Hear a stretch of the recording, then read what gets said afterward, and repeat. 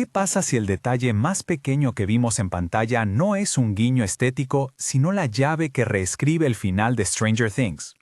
En el centro de esta hipótesis hay un folleto, un volante teatral fechado el 6 de noviembre de 1959, donde aparecen, con nombres que podemos leer, Joyce Maldonado, Henry Creel, Jim Hopper, Ted Wheeler y Karen Childress.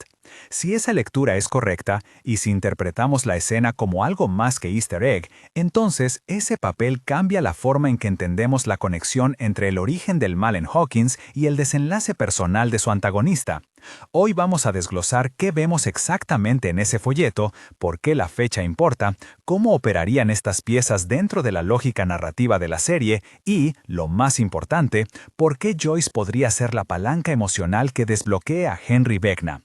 Antes de seguir, si te interesa este tipo de teorías, deja un like y comenta abajo, ¿crees que Joyce será la llave para Henry?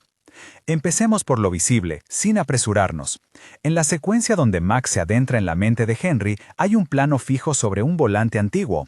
En él se distingue una obra representada en un teatro comunitario, y justo debajo, una fecha legible, 6 de noviembre de 1959.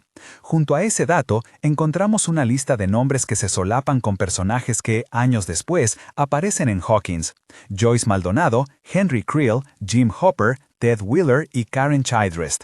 La obra que encabeza el volante aparece como Oklahoma en algunas lecturas, aunque hay variantes en la transcripción que mencionan títulos alternativos como The First Shadow. Esa ambigüedad no invalida el hecho de que hay una representación teatral con personajes que, décadas más tarde, ocupan un lugar en la mitología de Hawkins. Es imprescindible subrayarlo. Esto, tal como lo planteamos aquí, es una hipótesis interpretativa. No estamos afirmando que esto sea el final oficial, sino que vamos a examinar por qué este detalle, si se sostiene, tiene un peso narrativo enorme. ¿Por qué la fecha 6 de noviembre de 1959 es relevante? En el tejido narrativo de la serie, pequeñas fechas y objetos funcionan como nodos que conectan eventos mayores. La transcripción y el clip sugieren que ese día opera como un día cero simbólico, no solo como una noche de teatro, sino como el contexto humano en el que se tejieron relaciones y heridas que, con el tiempo, se convertirían en semillas del horror. En términos dramáticos, una fecha así puede funcionar como el punto de partida de un trauma fundacional. Si Will desaparece poco después, o si ese periodo coincide con experimentos y manipulaciones del instituto, entonces la escena del teatro deja de ser mera escenografía y se vuelve un registro de vidas antes de la ruptura. Ver a nombres como Joyce o Jim asociados a ese momento sugiere que antes de la monstruosidad definitiva hubo rostros humanos que tocaron la vida de Henry. Ahora, hagamos un desplazamiento. Pensemos en el teatro como metáfora. En Stranger Things, el espectáculo suele ser más que lo que aparenta. El escenario es un espejo que refleja cómo la comunidad interpreta la realidad y, en ocasiones, cómo la manipulan. La presencia de una obra como Oklahoma o The First Shadow en ese volante no es casual. El teatro habla de roles, máscaras, representación y memoria colectiva. Si Henry aparece en ese elenco como joven, entonces la escena implica que hubo una red social, un sitio de pertenencia. Esa pertenencia, paradójicamente, puede haber sido el cimiento de su daño. Un grupo que luego vio su mundo roto puede transformarse en la fuente tanto de nostalgia como de rabia. La conciencia de alguien que recuerda el calor del camarín y el aplauso tiene un registro emocional que, al torcerse, se vuelve arma. Es en esa torsión donde nace la hipótesis potente. La memoria humana, esa mezcla de luz y heridas, es lo que sigue vivo dentro de Vecna. No todo en él es monstruo. Sigamos con Henry. Hay que ser cuidadosos al hablar de su origen. La serie ha mostrado indicios de que la explotación, los experimentos y la soledad son factores que moldearon su psique. Más que un villano nacido de la nada, Henry puede leerse como una víctima cuya humanidad fue arrancada, fragmentada y utilizada. Esa lectura no exculpa sus actos, pero sí abre una vía narrativa distinta. Si Vecna conserva retazos de su pasado, entonces no es solo una entidad de pura maldad, sino un ser con heridas que, en su núcleo, siguen siendo humanas. Aquí entra Joyce. Si ella figura en ese folleto como alguien que compartió escena con Henry cuando ambos eran jóvenes, entonces su recuerdo no es neutral.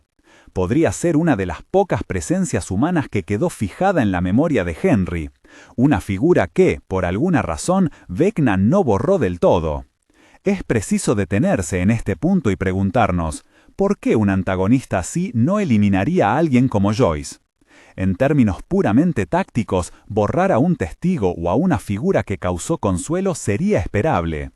Pero narrativamente, dejar intacto el recuerdo de una persona clave tiene lógica dramática. Mantener a Joyce en la memoria de Henry puede operar como palanca. Es la fisura donde se puede entrar para tocar lo que queda de humano. Si Vecna fuera totalmente desvinculado de su pasado, la confrontación final tendría que ser una batalla de fuerzas. Si, en cambio, parte de su identidad aún responde a nombres y rostros de su juventud, entonces la resolución más potente no es solo derrotarlo, sino recuperar lo que se perdió. En ese sentido, Joyce no sería simplemente una víctima más a salvar. Podría ser la memoria salvadora, el catalizador que deshaga la estructura psicológica que sostiene a Vecna. Para ilustrar esto con una imagen, imagina la mente de Henry como un teatro oscuro donde las butacas están llenas de sombras. En una de las tablas hay un folio con la lista de reparto. Algunos nombres han sido rasgados, otros quemados. El de Joyce permanece legible. Si Max, o cualquier personaje con acceso a ese mundo onírico, encuentra ese folio, no solo ve un nombre, ve una llave. Esta es precisamente la experiencia que transmite la escena cuando Max se introduce en las memorias. Hay textura, hay luz de escenario, hay la sensación de público y de pertenencia. Al narrar esa inmersión desde la perspectiva sensorial, la serie sugiere que la memoria conserva sensaciones que no desaparecen con la transformación física. Esa conservación es la beta narrativa que propongo. Si Joyce aparece como luz en esas memorias, entonces su recuerdo puede abrir una grieta en el sistema defensivo de Vecna. Ahora bien, hay que evaluar contraargumentos con rigor. La lectura del volante podría ser una coincidencia estética.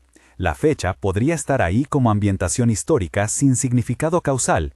Los nombres podrían aparecer por razones de producción, un homenaje a personajes anteriores o un easter egg, y no implicar una conexión emocional profunda.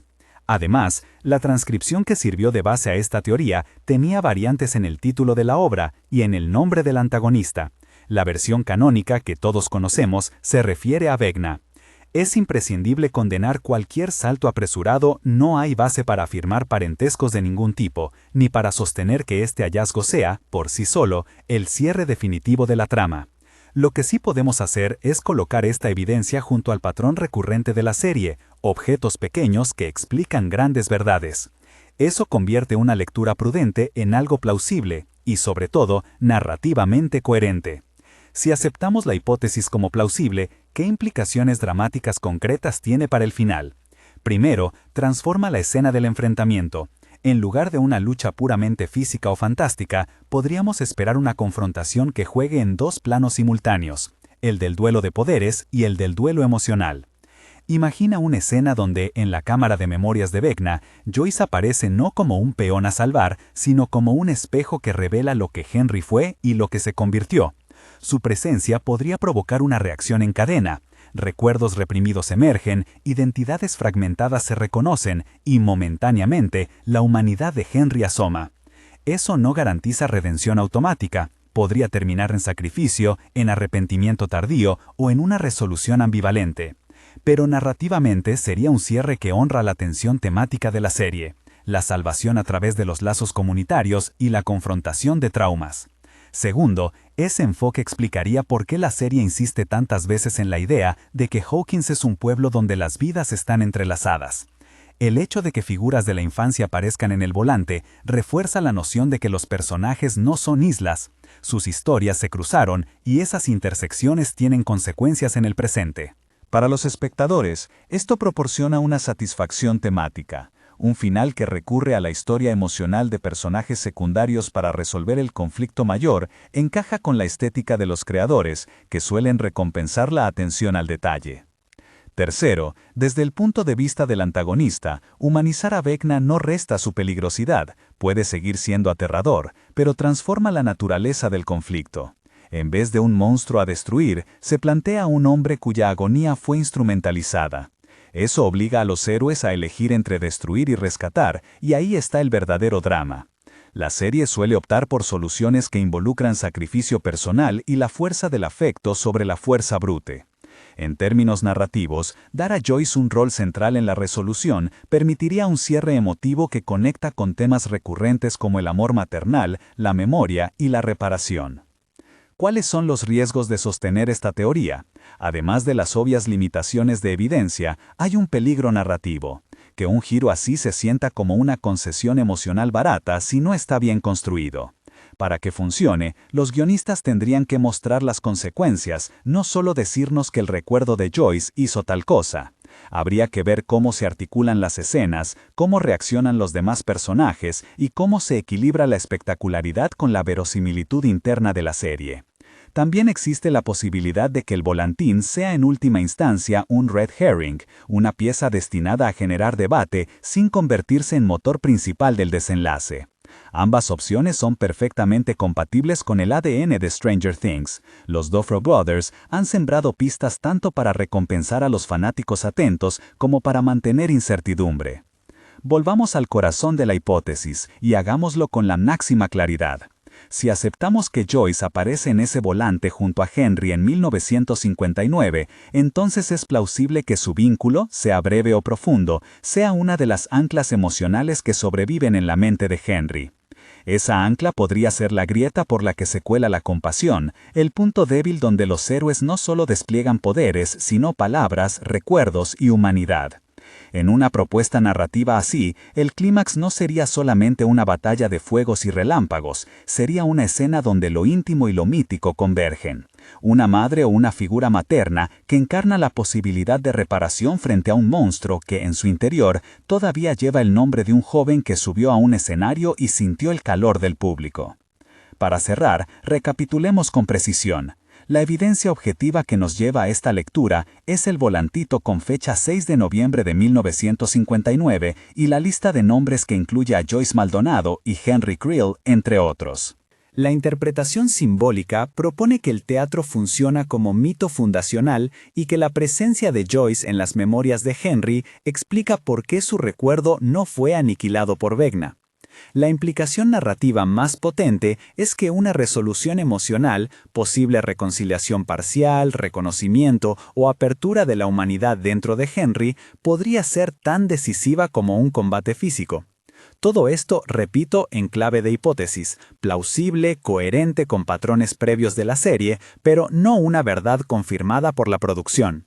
Ahora te pregunto a ti, como fanático y lector de señales, ¿crees que Joyce será la llave para Henry o piensas que estamos leyendo demasiado en un detalle visual? Déjalo en los comentarios, queremos saber qué interpretaciones se mantienen firmes y cuáles se disuelvan ante nuevas evidencias. Si te gustó este despiece, suscríbete y comparte este video con otros fans para que sigamos construyendo teorías con cuidado y pasión. Y si te interesa, sigue nuestro canal. Vamos a seguir rastreando pequeñas pistas porque en Hawkins nunca hay coincidencias.